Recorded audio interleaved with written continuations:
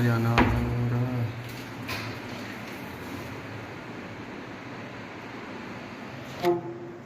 Motorcycle वाली दुकान तो ਤੁਹਾਨੂੰ ਬਹੁਤ ਸਾਰੀ ਲੱਭ ਜੇਦੀ। ਉਸ ਤੋਂ ਬਾਅਦ ਜਿਹੜਾ ਅਲਫੀ ਇੱਕ ਲੈ ਲੈਣੀ ਹੈ। ਅਲਫੀ ਤੁਸੀਂ ਅੱਛੀ ਲੈਣੀ ਤਾਂ ਕਿ ਜਿਹੜਾ ਕੰਮ ਕਰੋ ਮਜ਼ਬੂਤ ਹੋਵੇ।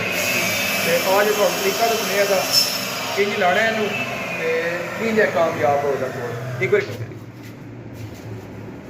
ਇਹ ਹੋ ਗਿਆ। ਜੇ ਅਸੀਂ ਇਹਨੂੰ ਖੋਲੀਏ ਤੇ ਇਹਦੀ ਪ੍ਰੋਪਰ ਰਿਪੇਅਰਿੰਗ ਕਰੀਏ ਤੇ ਬਹੁਤ ਲੰਮਾ ਚੌੜਾ ਕੰਮ ਹੈ। ਇੱਕ ਛੋਟਾ ਜਿਹਾ ਹੀ ਹਾਲੇ ਦਾ ਤੇ ਐਡਾ ਲੰਮਾ ਚੌੜਾ ਕੰਮ ਹੀ ਨਹੀਂ ਹੈ ਤੇ ਬੜਾ ਜ਼ਬਰਦਸਤ ਯਾਨੀ ਕਿ ਤਰੀਕਾ ਕਾਰ ਹੈ। ਬੜਾ ਖਿਲਾਰ ਜਾਂ ਗੰਦ ਪਾਣ ਦੀ ਕੋਈ ਲੋੜ ਨਹੀਂ।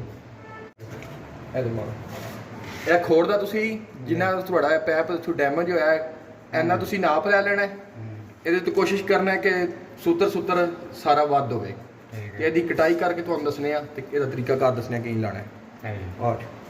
ਇਹਦੇ ਵਾਸਤੇ ਤੁਹਾਨੂੰ ਇੱਕ ਡੋਰੀ ਇੱਕ ਕਟਰ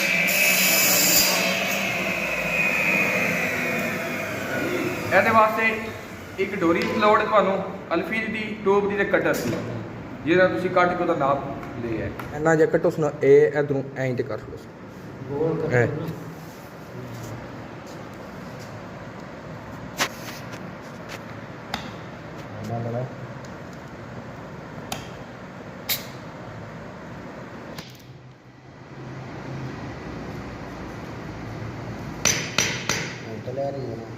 हाँ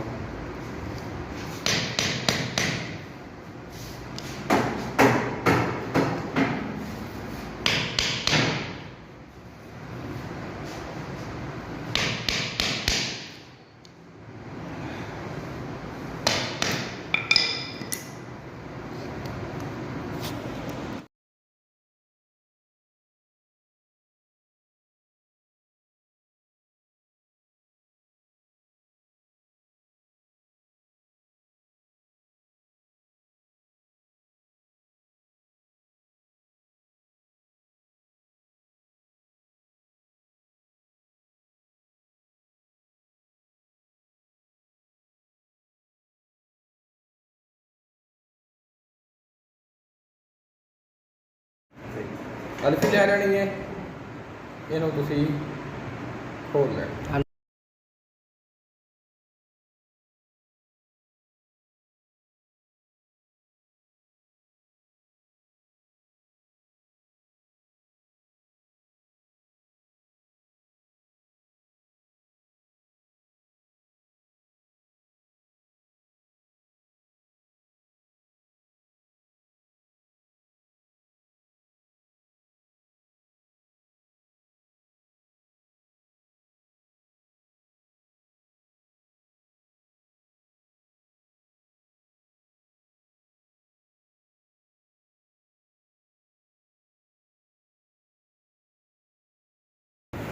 अभी तरतीब